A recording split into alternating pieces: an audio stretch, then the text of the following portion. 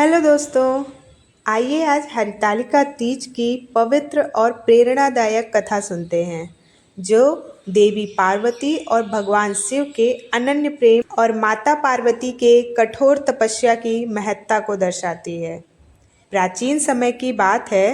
हिमालय पर्वत के राजा हिमवान और रानी मैनावती की पुत्री माता पार्वती भगवान शिव की परम भक्त थीं। बचपन से ही पार्वती ने शिव को अपने आराध्य देव के रूप में पूजना शुरू कर दिया था। जैसे जैसे वह बड़ी होती गई, उनका शिव के प्रति प्रेम और समर्पण भी गहरा होता गया। पार्वती ने मन ही मन भगवान शिव को अपना पति मान लिया था और दृढ़ संकल्प किया कि वह शिव से ही विवाह करेंगी। इसी बीच राजा हिमवान अपनी पुत्री के लिए एक योग्य वर की तलाश में थे। राजा हिमवान और रानी मैनावती ने माता पार्वती का विवाह भगवान विष्णु से कराने का निर्णय लिया। जब माता पार्वती को यह बात पता चली तो वह अत्यंत दुखी हो गईं। वह नहीं चाहती थीं कि उनका विवाह किसी और से हो, क्योंकि उनका हृदय और आत्मा केवल शिव के लिए समर्पित था। पार्वती ने अपनी चिंता अपनी सहेली से बताई। उनकी सहेली ने उन्हें भगवान विष्णु के प्रस्ताव से बचाने के लिए एक उपाय सुझाया। उन्होंने पार्वती को उनके पिता के महल से बाहर ले जाने का निर्णय लिया।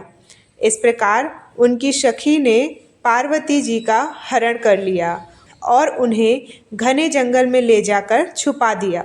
इस कारण से इस व्रत का नाम हरितालिका पड़ा, जिसमें हरित का अर्थ है हरण किया हुआ और आलिका का अर्थ है सखी, अर्थात हरितालिका का अर्थ है सखी द्वारा हरण किया हुआ। जंगल में पार्वती ने भगवान शिव को प्रसन्न करने के लिए कठोर तपस्या शुरू कर दी। पार्वती ने कई वर्षों तक तपस्या की, जिसमें उन्होंने केवल फल फूल खाए और कभी कभी तो केवल सूखे पत्तों पर निर्भर रहीं। उनका यह कठोर तप देखकर देवता भी चिंतित हो गए। उनके तप की कठोरता और एकाग्रता देखकर स्वयं भगवान शिव भी आश्चर्यचकित हो गए। अंततः पार्वती के अनन्य प्रेम और तपस्या से प्रसन्न होकर भगवान शिव ने उन्हें दर्शन दिए।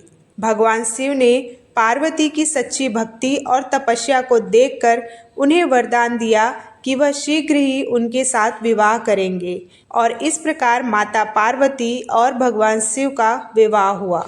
इसी घटना के उपलक्ष्य में हर वर्ष भाद्रपद शुक्ल तृतीया को हरितालिका तीज का व्रत किया जाता है। इस दिन महिलाएं देवी पार्वती की तरह अपने पति की दीर्घायु, सुख समृद्धि और जीवन साथी की प्राप्ति के लिए व्रत रखती हैं। इस व्रत में महिलाएं निर्जला मतलब बिना जल पिए उपवास करती हैं और भगवान शिव और माता पार्वती की पूजा अर्चना करती हैं। तो ये थी हरितालिका तीज की पवित्र कथा। आप सबको मेरी तरफ से हरितालिका तीज की ढेर सारी शुभकामनाएं।